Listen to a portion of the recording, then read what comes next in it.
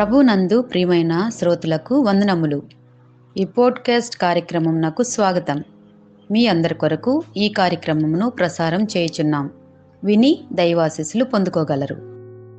ప్రభువునందు ప్రియమైన శ్రోతలందరికీ శుభోదయం. ఈరోజు ధ్యానాంశము శోధనను ఎదుర్కొనుట, హ్యాండ్లింగ్ టెంప్టేషన్. యాకోబు పత్రిక 1వ అధ్యాయం 13 నుంచి 15 వచనాలు శోధనను ఎలా ఎదుర్కొంటున్నామో నిజాయితీగా మనల్ని మనమే పరిశీలించుకోవాలని పిలుపునిస్తుంది.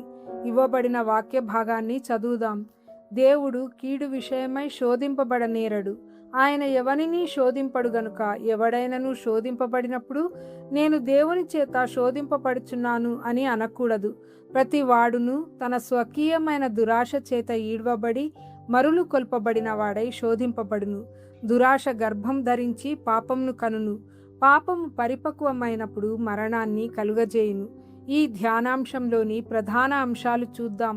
మొదటిది, శోధన యొక్క మూలాన్ని అర్థం చేసుకోవాలి. శోధన దేవుని నుంచి రాదు. దేవుడు పరిశుద్ధుడు, ప్రేమగలవాడు. ఆయన చెడుకు మూలకర్త కాడు. దేవుడే శోధిస్తున్నాడు అని చెప్పడం దేవునిపై నింద వేయడమే అవుతుంది. శోధన వచ్చినప్పుడు మొదట చేయవలసింది దేవుణ్ణి నిందించకుండా దాని మూలాన్ని, అనగా అది బయటి ఒత్తిడినా, అంతరంగ దురాశనా, లేక హృదయాన్ని ఆకర్షించే అవకాశమా అని గుర్తించాలి. శోధన చాలాసార్లు ఒక ఆలోచన లేదా చిన్న ఆసక్తితో మొదలవుతుంది.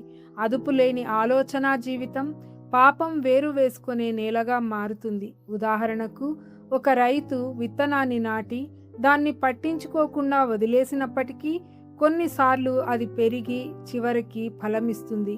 అలాగే పాపపూరితమైన కోరిక కూడా మనసులో దాచిపెట్టి పెంచితే అది కార్యరూపంలోకి వస్తుంది. యాకోబును అనుసరించి దురాశ గర్భం ధరించి పాపంను కంటుంది. పాపం సంపూర్ణమై మరణంనకు దారి తీస్తుంది. దీని ద్వారా శోధన ఒక్కసారిగా జరిగే సంఘటన కాదు అని, అది ఒక ప్రక్రియ అని తెలుస్తుంది. మనల్ని శోధించే ఏదైనా వ్యసనాన్ని గమనిస్తే, చిన్న అలవాటు లేదా సరదాగా మొదలైనది చివరకు బానిసత్వంగా మారి ఆరోగ్యం, కుటుంబం, ఆర్థిక స్థితి అన్నిటినీ నాశనం చేయగలదు. ఉదాహరణకు, స్మార్ట్ ఫోన్లో ఒక చిన్న క్లిక్ స్టార్ట్ తర్వాత ఎన్నో ఆకర్షణకు లోను చేసే విషయాలు, మరెన్నో ఎంపికలు, ప్రత్యామ్నాయాలు. సరైన ఎంపికలు లేనప్పుడు అవి చివరికి మరింత లోతైన పతనానికి కారణం కావచ్చు. మన హద్దులను కాపాడుకోవడం యాకోబు హెచ్చరించిన అంతర్గత ప్రక్రియను ఆపుతుంది.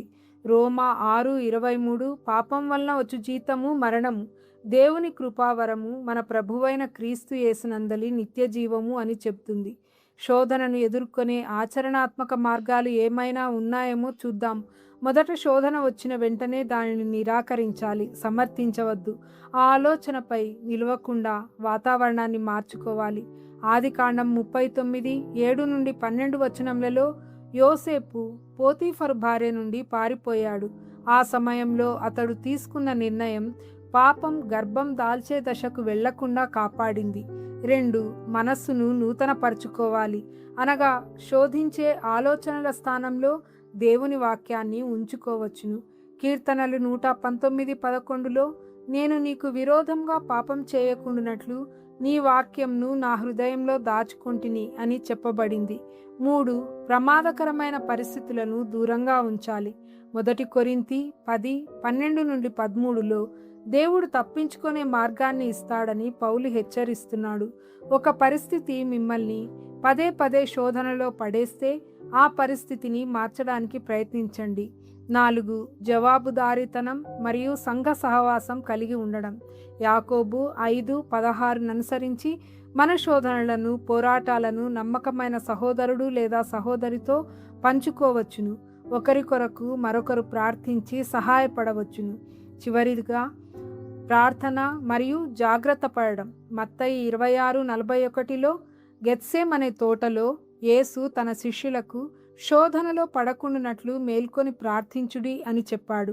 ప్రార్థన శోధన శక్తిని బలహీనపరుస్తుంది, మన హృదయాన్ని దేవుని చిత్తానికి సరిపోయేలా చేస్తుంది మరియు మన సంకల్పాన్ని బలపరుస్తుంది.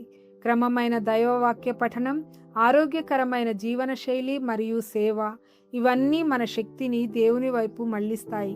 దీపం వెలుగుకు ఆకర్షితమైన చిమ్మెట చివరకు ఆ వేడికే నాశనం అవుతుంది. పాపం కూడా ఆకర్షణీయంగా కనిపించవచ్చు, కానీ అది మరణకరం. క్రీస్తు అటువంటి మోసపూరితమైన వెలుగు కాదు. ఆయన జీవాన్ని ఇచ్చే నిజమైన వెలుగు. మనము శోధనను కేవలం బలంతో ఎదుర్కొనలేము. పరిశుద్ధాత్మ శక్తి మనకు అవసరం. యేసు మన బలహీనతలను అర్థం చేసుకొని కృపా సింహాసనం దగ్గరకు ధైర్యంగా రావాలని ఆహ్వానిస్తున్నాడు. తద్వారా అవసరమైన సమయంలో కృప మరియు తగిన సహాయం పొందగలం. శోధనను ఎదుర్కొనుటలో విఫలమైనప్పుడు దేవుని కృపను ఆశ్రయించండి. పాపపు ఒప్పుకోలు హృదయ శుద్ధిని తీసుకొస్తుంది. దేవుని కృప మనల్ని పునరుద్ధరిస్తుంది. శోధన విషయంలో యాకోబు మనం అప్రమత్తంగా, నిజాయితీగా, క్రీస్తుపై ఆధారపడిన వారిగా ఉండాలని కోరుతున్నాడు. ప్రియమైన సహోదరి సహోదరులారా, శోధనలు తప్పకుండా వస్తాయి, కానీ అవి మనపై గెలవాల్సిన అవసరం లేదు. శోధన ఎదురైనప్పుడు యోసేపు పరుగును, యేసు ప్రార్థనలను మరియు పౌలు పరిశుద్ధాత్మపై ఆధారపడిన విధానాన్ని జ్ఞాపకం చేసుకుందాం. శోధనను స్పష్టంగా గుర్తించి మొదట్లోనే ప్రతిఘటించి బలం, క్షమ మరియు కొత్త జీవాన్ని ఇచ్చే ప్రభువునొద్దకు పరిగెత్తుదాం. కృపా సత్య సంపూర్ణుడైన దేవుడు మనల్ని క్షమించి, పునరుద్ధరించి, బలపరిచి మన పోరాటాలను క్రీస్తు వలె మారడానికి ఉపయోగించుకొనుటకు తన ఆత్మశక్తిని, తగిన జ్ఞానంను మనకు దయచేయునుగాక. ఆమెన్. ఈ కార్యక్రమమును గూర్చి మీ సలహాలు మరియు మీ ప్రార్థనా అవసరతల కొరకు మమ్మను సంప్రదించవలసిన మా ఫోన్ నంబర్ 9485585039 మరియు email ID info@fibaonline.org.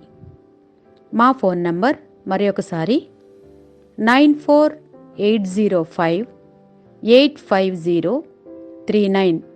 Email ID info@fibaonline.org.